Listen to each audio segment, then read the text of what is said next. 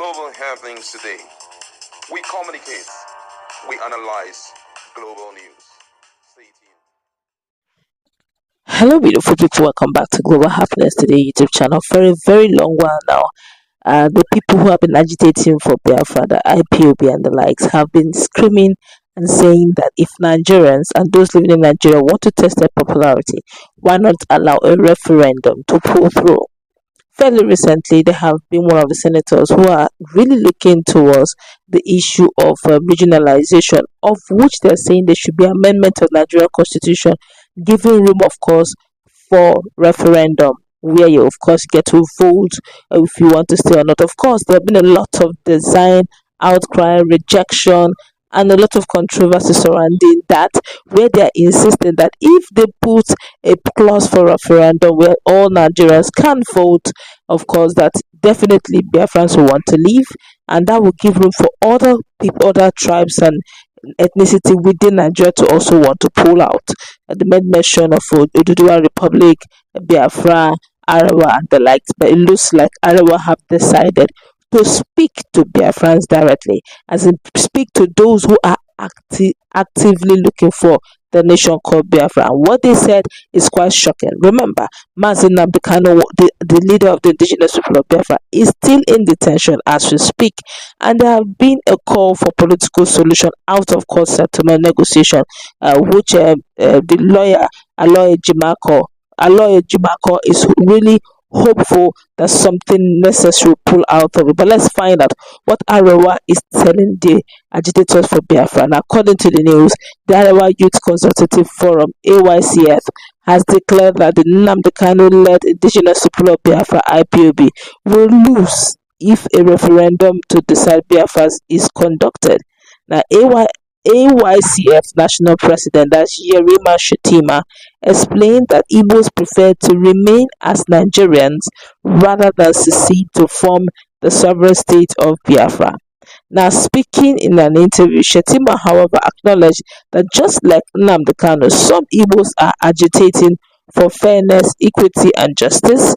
Now, according to Shetima, as a Nigerian, I know that the indigenous people of Biafra (IPOB) can't win a referendum today because an average Igbo man wants to remain a Nigerian. All they are demanding is justice, equity, and of course fair hearing. And of course fair play. Now, if there is a referendum, I'm quoting him now, if there is a referendum within the Southeast, I am sure they will lose because the majority of Nigerians want to be Nigerians, apart from a few individuals who are agitating for reasons best known to them. Now, I won't tell you that most Igbos believe in the agitation, but out of fear, they won't speak out. They are scared. They are afraid of certain people. I can tell you that if there is a referendum today, the Biafran voice will be heard. Quite alright, but the majority will have their way at the end of the day. My colleague is in the house, and this is quite interesting. And this is one call that most Southeasterners have been shouting that can they put it to test, let there be referendum. And Shetima Yerima is saying with boldness that look, forget the shouts and the shenanigans here and there. If they call for Biafra in referendum, that yes, the voice will be heard, but that most Igbos will want to stay. What's your take, please? Well, for me, I feel that this is quite a controversial one. Opinion will have to decide this. But however, the opportunity for such to happen is very slim. Slim in the sense that before such a thing will happen, the governors, there are some people who are stakeholders in this whole pursuit for Biafra and all of that. They have to sit together. The governors must be part of it because they are the ones in charge of, the Igbo states and all of that. So I know so well that they won't want it to happen. Why? Because they are enjoying what is going on right now. But if it's a message that is coming straight away from maybe UN and all of that, I'm so sure that the Igbos will want a country of their own, and that will end the whole show. That's the truth. They want a country of their own. I also agree with you on that. Mhm. The truth be told, whatever Shetima Yerima is saying, when you are enjoying this whole thing, it looks as if the other person is enjoying it as well. Shetima here, his people, the Northerners, have ruled several time and time again. When last did the Igbo man become the vice president of this country? When last did even an Igbo man become the Senate president? When last did an Igbo man become the president of this country?